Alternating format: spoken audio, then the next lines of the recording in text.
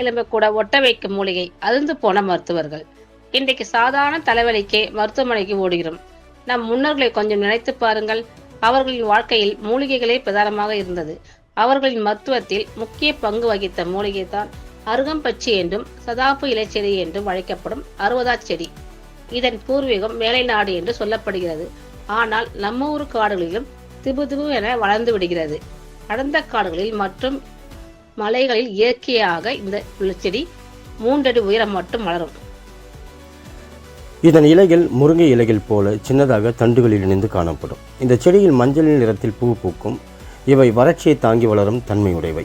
இதன் இலைகள், வேர்கள், காய்கள் அனைத்தும் மருத்துவ பலன்கள் நிறைந்தது. இவை வீடு, வணிக நிறுவனங்களில் அழகுக்காகவும் வளர்க்கப்படுகிறது. இந்த மூலிகை செடி இருக்கும் இடத்தில் ஈக்கள் மொய்க்காது. இந்த செடி நாய், பூனைகளுக்கும் ஆகாது. இந்த இலைக்கு எலும்பு முறிவு பாதிப்புகளை குணமாக்கும் மிகுந்த ஆற்றல் உண்டு. முதுகுத்தண்டு பாதிப்பை கூட இது குணமாக்கும். முதுகுத்தண்டு வட வலி மற்றும் முதுகு வலி பாதிப்புகளையும் இது குணமாக்கக்கூடியது.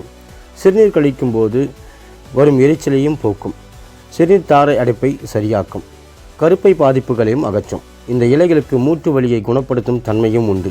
மன அழுத்தத்தினால் உருவாகும் நரம்பு பாதிப்புகளை குணப்படுத்தி இரத்தத்தை தூய்மைப்படுத்தி வயிற்றில் இருக்கின்ற புழுக்களை அழிக்கும் தன்மை கொண்டது.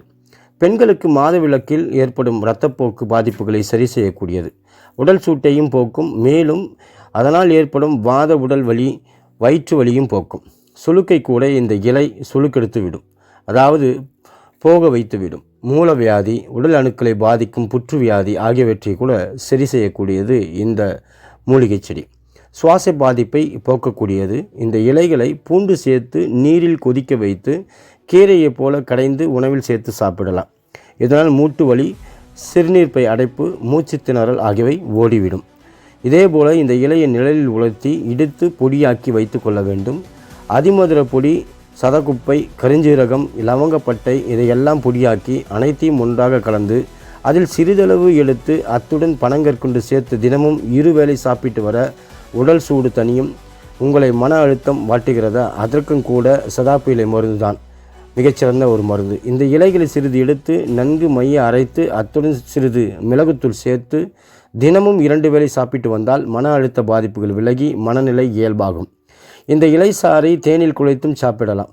இந்த இலையை நன்றாக அரைத்து அந்த விழுதை மிளகுத்தூள் சேர்த்து கொஞ்சம் எடுத்து தாய்ப்பாலில் கலந்து குழந்தைகளுக்கு சங்கிலிட்டு வாயில் ஊட்டினால் குழந்தைகளின் மார்பு சளி மட்டுப்படும். பக்கவாத பாதிப்பால் பலரும் வீட்டுக்குள் முடங்கி போய் இருப்பார்கள். அவர்கள் சதாப்பிலைகளை நன்றாக அரைத்து உடலில் வாத பாதிப்பு உள்ள இடங்களில் மேலே தடவினால் சிறிது சிறிதாக பாதிப்புகள் அகலும். இதேபோல் நரம்பு சுருட்டல் பாதிப்பையும் இது குணமாக்கக்கூடியது. இந்த இலைகளை நீரில் கொதிக்க வைத்து அந்த நீர் வற்றியதும் ஆற வைத்து தினசரி 2 அல்லது 3 வேளை பருகினால் மூட்டு வலி, குடல் புழுக்கள் அழியும். இரத்த நாள அடைப்புகள் இருந்தால் அதையும் போக்கிவிடும். ஞாபக சக்தியை அதிகரிப்பது, கண்வீக்கம், வலியை போக்குவது என இதன் பயன்கள் இன்னும் அதிகமாக நீண்டு கொண்டே செல்கிறது. எங்கள் ஊர் நாட்டு மருந்து கடைகளில் இந்த இலை கிடைக்கிறதா என முயற்சித்து பாருங்களேன்.